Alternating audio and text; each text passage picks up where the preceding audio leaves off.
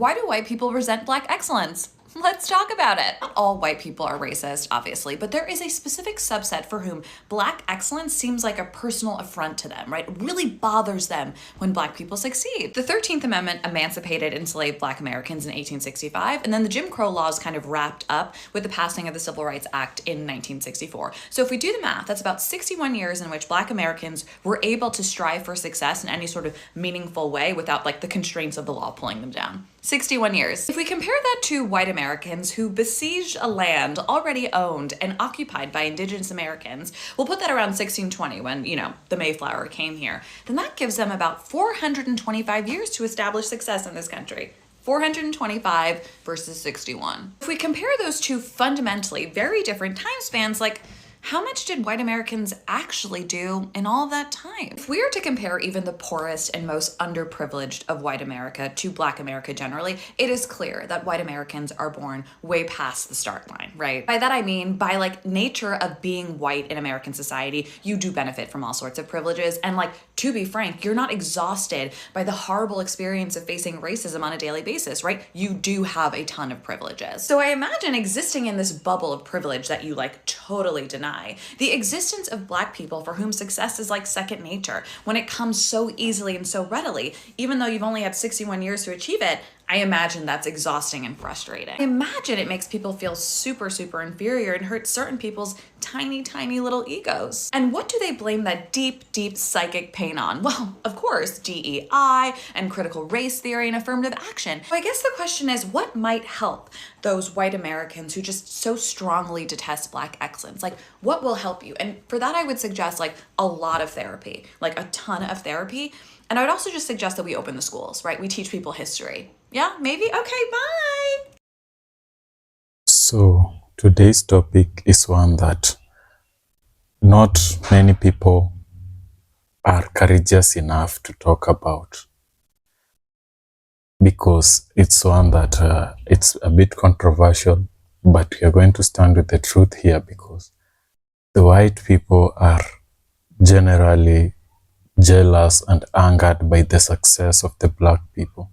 So we are going to tune in and watch and try to get a better understanding of how and why and what are the reasons as to why these people are this bitter towards the Black excellence, and what has led to it, maybe the factors and reasons that has led to the type of anger that is being displayed in our day-to-day interactions with the white people.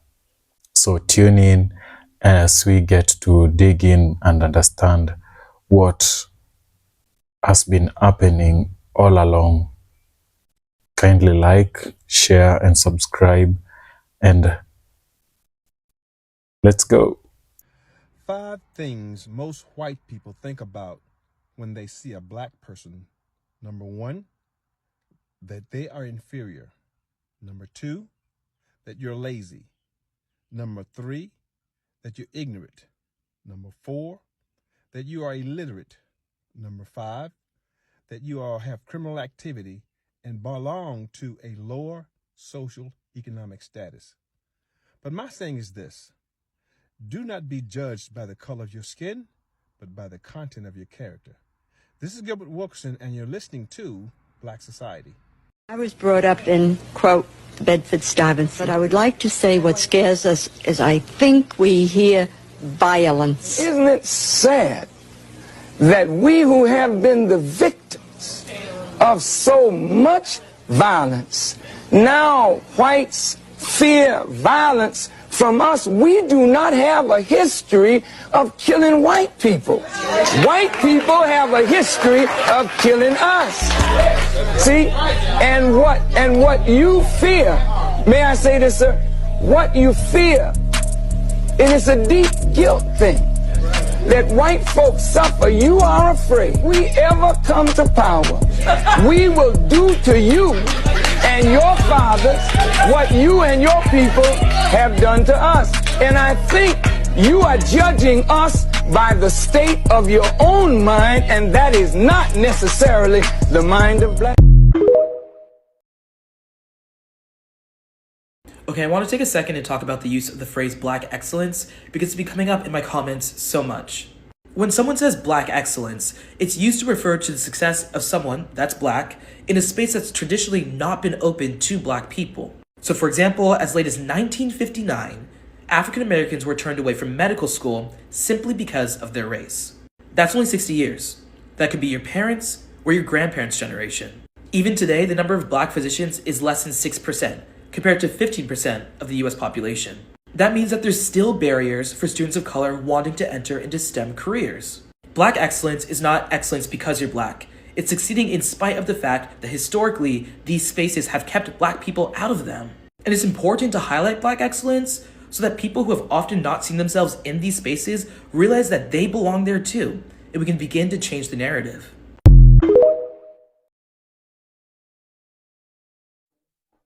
Have you guys seen that video that's going around of a black lad walking around in his neighborhood, and then he's being followed by a group of white people asking him why he's there? Because they particularly felt that he shouldn't be in this neighborhood. He repeatedly said to them, "This is my neighborhood." They constantly following him and harassing him for being in that particular neighborhood. Now, this is a public road. Even if it wasn't his neighborhood, this is a public road. This is how scary, you have to be fearful of us, our black men, where they go. Because, anything could have happened here. He had his mobile phone and he filmed it. He was filming it. And there is this one man, he drove up in his car like Starsky and Hutch. Yes, I'm that old, I remember Starsky and Hutch. And went for a gun. It was one of the other men that stopped him. But they were there harassing this guy.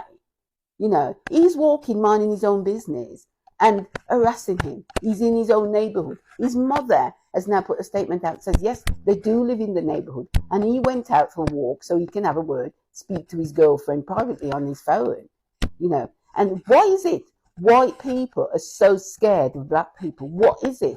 If you're white and you're watching this, let me know. What is the problem with you and black people? Why are you so scared? And why is it that you have to harass our men, right? In particular, right? Why are you so scared? There's good white people and there's bad white people. There's good black people and there's bad black people. We're not all the fucking same. What is it that's going on? Why? And you're going to be called out because now we've got social media, we've got mobile phone, and we'll film that shit, right? So you're going to be called out. It's particularly disturbing because, anything can happen. What about the lad they found hanging from a bridge, or was it a tree or something? He didn't put himself there. He was at work. He was in his work. He was working. This is the thing. In this day and age, 2024, and we've got to fear. We have to be fearful for our men and women when they're out on their own. This is crazy, and the government need to do something about this. This cannot go on. It can't go on. Anyway, let me have your comment. Put it in the comment. Let's have your comment. See you on the next one. So stitch this and tell me something that white people aren't ready to hear. We white women have an inferiority complex. The Negro women have a sort of reputation for being so beautiful. We're a little jealous of them. I guess you just envy us colored people. That black women were there to support me and to advise me, but not to rise above or become better than me. And that's why when this black teacher was way better and more talented than me, I felt some kind of way about it. Now, I'd imagine lots and lots more white women have also internalized the same idea, and that's why they feel okay stealing black women's content and not giving them any credit, because the black women are just there to advise them anyway. But most black women are natural leaders. We're jealous. I think we're jealous because we would love to be that, I think, and we don't know how to break out of the indoctrination that we have been suppressed by our entire life. Oh, I do think that white people are absolutely jealous of black people, specifically with the community, and also with like fashion and music and everything else that is appropriated. But by design of what whiteness is, it inherently lacks community. And I think we're absolutely jealous of that. And I've heard biracial people say that they do see that difference in their own families. Because in addition to European cultures being more individualistic than cultures from Africa, South America, and indigenous North American cultures, the invention of whiteness in America erased a lot of ties to actual culture. So when I say like white people, black community, I'm not talking about like Polish people or German people or Irish people. As I explain in my book, I just wrote the intro and I'm working on the conclusion today. Y'all keep me in your prayers. In the course of human history, white is a relatively new term. As we discussed in the introduction to this book, white is a North American term emerging from the 1600s as a term to justify the enslavement of Africans and squelch revolts from poor Europeans and indentured servants. Before this term, Europeans would identify with their nationalities. The Irish, Italians, Germans, French are all very different cultures. Thus, there is not the same communal tie to whiteness as there is for people from other communities. Further, since white was created to be a divider, a separator, it is not a happy identity. It is not something people want to admit they relate to. It doesn't have a rich, healthy history. Speaking as a white American who has conducted national level research on white Americans, we tend to say things like we have German, Irish, Italian, etc. ancestry, even if we have never been to those places. This is because all white Americans have ties to immigration, and because these identities are actual cultures, they do not have roots only in oppression. Now, we know who started colonization, right? So this is the book I'm trying to finish by Monday and send to the editor. There's a free chapter in my bio if you're interested on one of the unwritten rules of work. The book is predominantly about class, but I talk about 3 other identities that you can't talk about class without talking about these other identities, and race is absolutely one of them. As white people, is our deepest fear that we are inadequate? Or is our deepest fear that Black excellence is powerful beyond measure? It is their light, not their darkness, that most frightens us. We ask ourselves, who are they to be brilliant, gorgeous, talented, fabulous? Actually, who are they not to be? Look honestly, and you will see how they demonstrate love as a reflection of our unwarranted hate. Our playing God does not serve the world.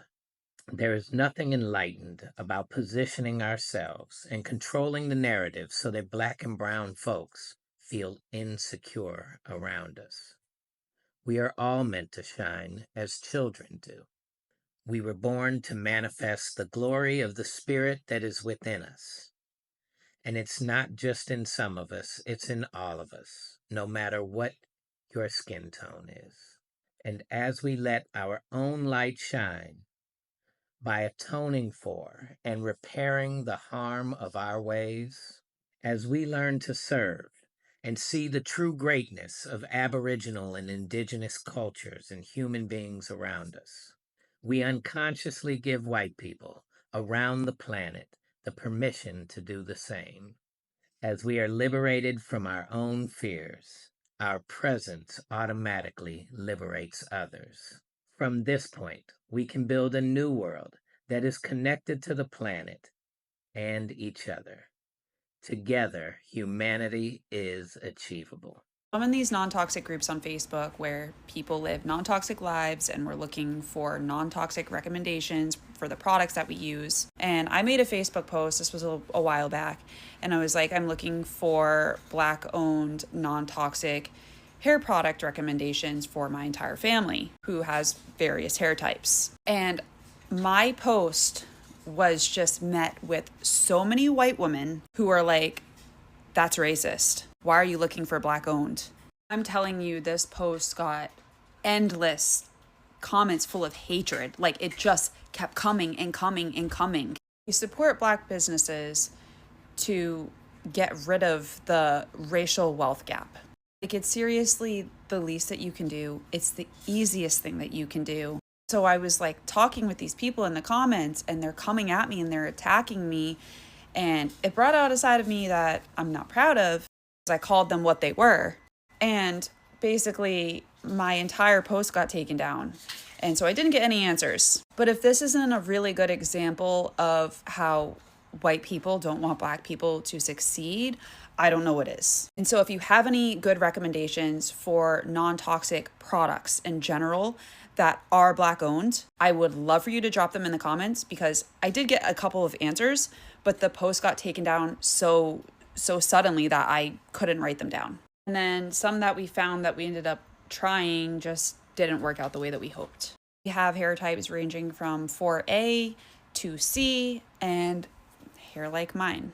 But I'm always looking for black owned businesses that I can support in general, and products that are non-toxic are a big plus. So stitch this and tell me something that white people aren't ready to hear. White women don't have any internal power. They wield the power of the men around them, their husbands, their fathers, their sons. White women didn't have autonomy for a long time, so we were taught to sexually exploit ourselves and emotionally manipulate those around us in order to do the things we wanted to. White women do not teach their daughters about internal power. It is not something that is passed on, and due to that fact, white women are intimidated by and jealous of the divine feminine within the indigenous and black communities and the internal power that that brings with them. It's one of the reasons that white women are clamoring to appropriate looks and lifestyles that they have been oppressing for centuries. It's also one of the reasons that white women tears are what they are, and the angry black woman trope works. It makes the white woman the victim, and it covers up the black woman's power as unjustified anger. I said what I said. So stitch this and tell me something that white people aren't ready to hear. White women don't have any internal power. They wield the power of the men around them, their husbands, their fathers, their sons. White women didn't have autonomy for a long time, so we were taught to sexually exploit ourselves and emotionally manipulate those around us in order to do the things we wanted to. White women do not teach their daughters about internal power. It is not something that is passed on, and due to that fact, white women are intimidated by and jealous of the divine feminine within the indigenous and black communities and the internal power that that brings with them. It's one of the reasons that white women are clamoring to appropriate looks and lifestyles that they have been oppressing for centuries. It's also one of the reasons that white women tears are what they are, and the angry black woman trope works. It makes the white woman the victim, and it covers up the black woman's power as unjustified anger. I said what I said. So, welcome again, guys. And as you all have seen, we come to understand that there are factors that have led to the jealousy and anger that is within the white community towards the black excellence. And there are the factors like we can say the history that they had, and for centuries white supremacy was the system that governed all the black people in the US. And the system that was majorly constructed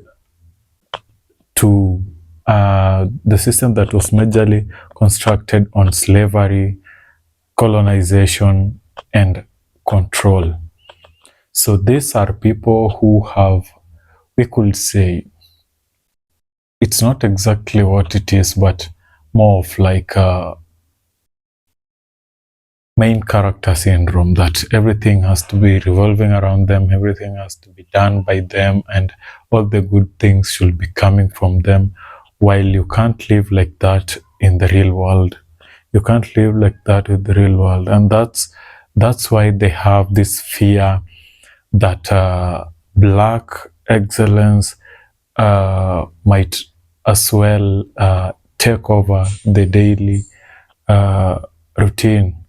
This is whereby with that came the fear of what black people will do once they realize their full potential and power.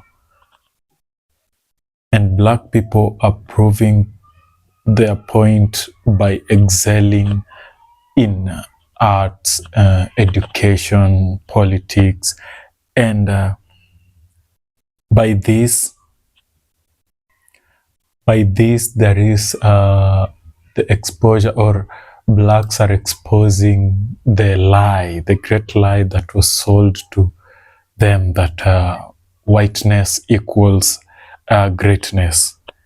This one shows that everyone can be great provided you make your own effort and focus on your goal. And that's the secret that the black community have come to understand and are utilizing it to their own advantage.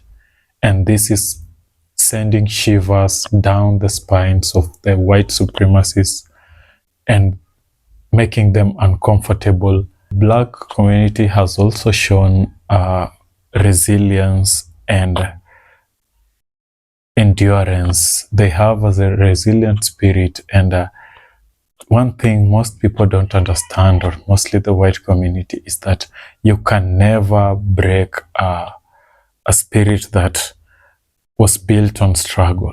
These are people who are used to having to go through a lot, having to work hard for whatever they have, and that's why you find that compared to the white people who mostly have generational wealth, most successful black people don't really have to have come from wealth in their past.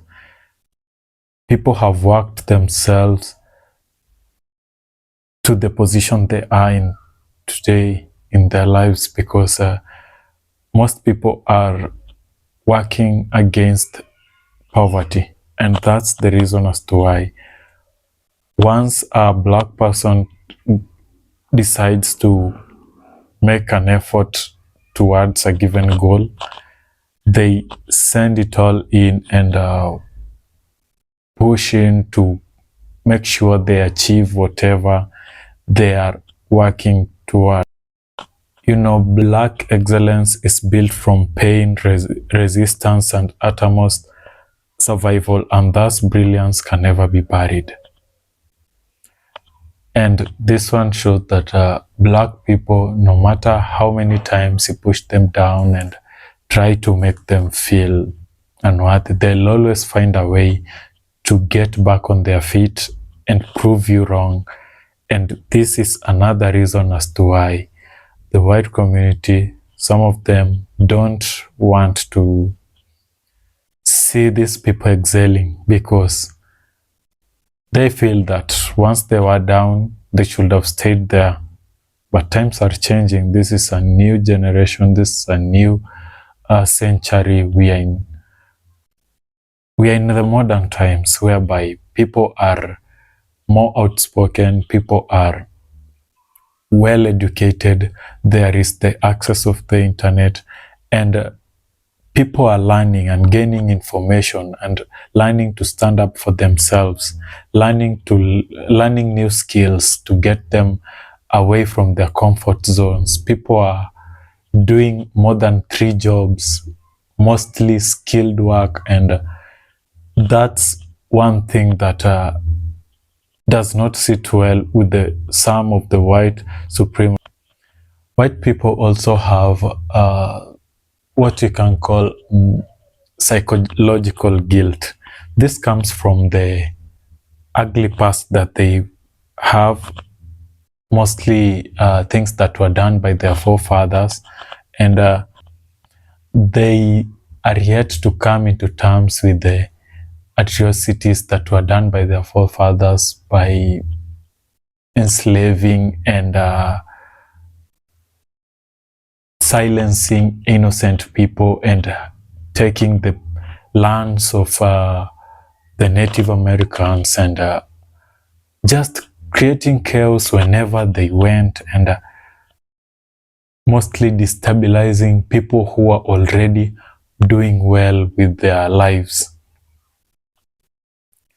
That's another reason as to why the insecurity, the jealousy, they wrap it into racism, and racism is brought out in that they feel that why is this person this successful, or why is this person so free to do things they want, some of them even affording things that I can't, and why should they be doing that? And I feel like I should be superior to them, without forgetting again that we are in modern times when such things were gone. Even though the topic of racism has not been fully eradicated, it is still there, but people have woken up. Our black brothers and sisters are well learned right now, and they have woken up and they've known to stand for themselves and get to talk out whenever somebody is trying to show them their racist side. That is what they come out with. They point you out, tell you whatever you've done in the wrong, tell it out there for others also to learn and know that a specific person is racist and does not appreciate the black brothers and sisters. And that's why we keep on saying some, not all of them. There are people who have learned, come into terms that this is a new era, and black people also have their own rights, and they are their fellow human beings. But there is a section of white Americans that are still racist, and by saying racist, they are very racist, that there are towns that when a black man passes through, they can even get killed or get insulted in some ways. And that's another form of depiction of how jealous these people are, because they feel like these people don't deserve whatever they have right now. These are people who know right, and they know very well that when equality is exercised, they will lose their power to dominate. Because when we are equal, it shows that just like the day starts, everybody's given equal opportunities. You work on yourself, achieve whatever you can, and reap the fruits of your hard work. They are afraid of that. They are afraid of the fact that you might one day wake up and you're a step away from them. And that is what the black brothers and sisters are doing, proving them wrong, that these are people who can work for themselves, achieve better lives, and live a good life, while they are still fighting to comprehend that the fact that these people are doing well in their lives. Those are my short remarks, and I'd want you to kindly like, share, and subscribe to my channel. And I'm also eager to get your views on the comment section. And until next time, goodbye, guys.